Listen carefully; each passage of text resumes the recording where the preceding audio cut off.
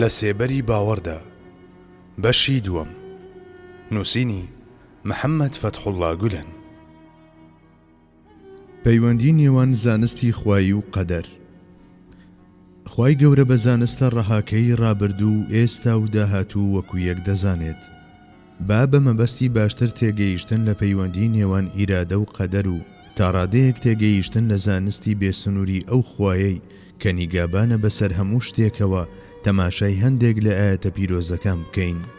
والله عليم بما يفعلون كتب عليكم القتال وهو كره لكم وعسى أن تكرهوا شيئا وهو خير لكم وعسى أن تحبوا شيئا وهو شر لكم والله يعلم وأنتم لا تعلمون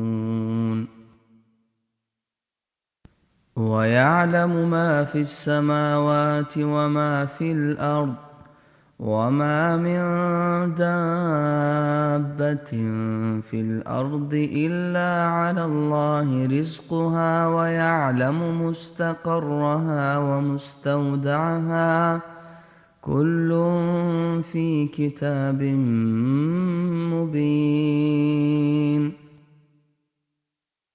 يعلم ما بين أيديهم وما خلفهم ولا يحيطون به علما علم الإنسان ما لم يعلم وعنده مفاتح الغيب لا يعلمها إلا هو ويعلم ما في البر والبحر وما تسقط من ورقة إلا يعلمها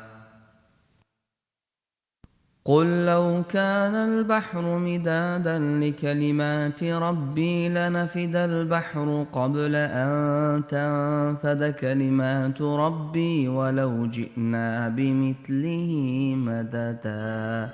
ئەمانە هەرگیز لەو حەقیقەتانە جیاواز نین کە کتێبی گردوون دەیهێنێتە سەر زمان.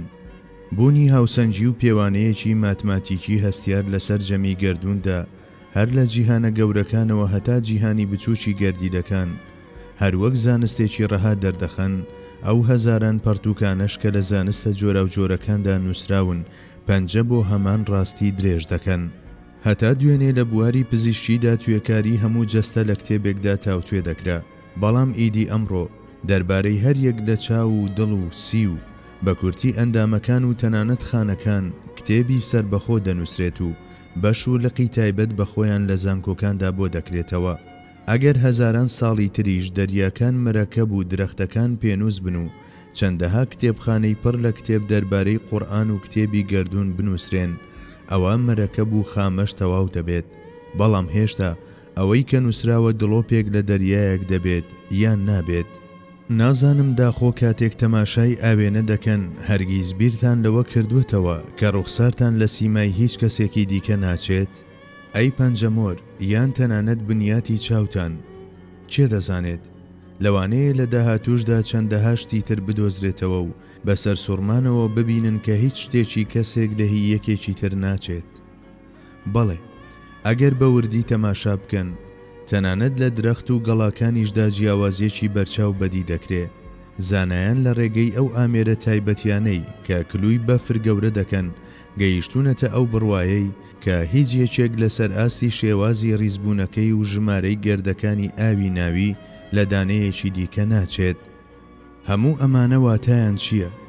بۆ ئەوەی هیچ یەکێک لە سیماکان و پەنجەمۆرەکان نە لە ئێستا و نە لە ڕابردوو و داهاتوودا لە یەکتر نەچن، پێویستە بەدیهێنەرەکەیان خاوەن زانستێکی گشتگیر و دەورەدەری وابێ کە ملیاران مرۆڤ بە خۆیان و ڕوخسار و پێکاتەی پەنجەیانەوە بناسێت و تێکەڵاویان نەکات و هیچ شتێکی لەبیر نەچێتەوە. هەروەک چۆن ئێمە سیمای هاوڕێ و ناسیاوەکانمان لەو هێزی یادەوەریەماندا دەنووسین کە وێنەیەکی بچووکراوەی لەوحی مەحفوظە و لە کاتی بینیندا بە ڕوخساریاندا دەیان ناسینەوە.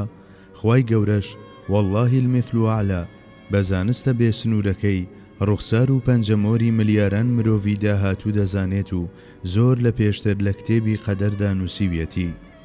هەروەک ئەو سەرگوزەشتەی ژیانەمان کە لە یادەوەریماندا تۆمار کراوە بریتیە لە ڕوودانی نووسراوەکان، ئەو سیما و پەنجەمۆرانەش کە بە تێپەڕبوونی کات لە گرۆی مرۆڤدا دەردەکەون بە هەمان جۆر وەکو بەدیهێنرانی نووسراوەکان وان. خوای گەورە بە زانستە ڕەهاکەی کە دەوران دەوری هەموو شتێک دەدات، سەرجەمی ڕابردوو و داهاتوو وەکو خاڵێک دەبینێت و دەزانێت. هەموو شتێک ئەگەر دەربڕینەکە گونجاو بێت لە خاڵی لووتکەوە دەبینێت و دەستنیشانی دەکات. با بڵین لەسەر چیایەک و لە ژێر درەختێکدا دانیشتویت و سەرخاڵی کتێب خوێندنەوەیت و لەو کاتەدا لە سنووری کات و شوێن دایت. بەڵام لە ناکاو وەک لە باسی ڕۆحیشدا ئاماژەمان بۆ کرد، لە ڕەهەندە مادیەکان ڕزگارت دەبێت و دەست دەکەیت بە بەرزبوونەوە و دەگەیت بە بەرزترین لووتکەی چیاکە. ئالەم خاڵەدا ڕوانینێکی بەرز و گشتگیر بەدەست دەهێنیت و لە یەک کاتدا پێش و دوای چیاکە دەبینیت.